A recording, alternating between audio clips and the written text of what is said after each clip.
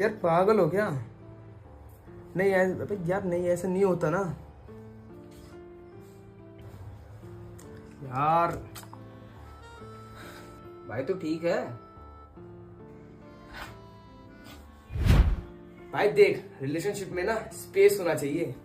Love से पहले self love जरूरी है भाई। रहने दे, 6 बार पैचअप हो चुका है तेरा एक ही लड़की से।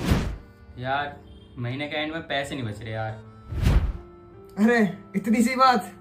तू पता क्या कर, जैसे पैसों को इन्वेस्ट कर, SIP ले, क्रिप्टो में लगा, म्यूचुअल फंड में लगा भाई।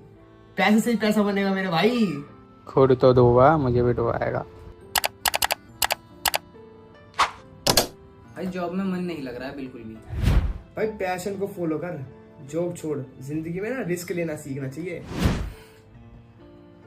ये हैं हमारे ज्ञानी दोस्त जो खुद तो डूबे हुए हैं पर हमारी टाइटैनिक को बचाने की सोचते रहते हैं।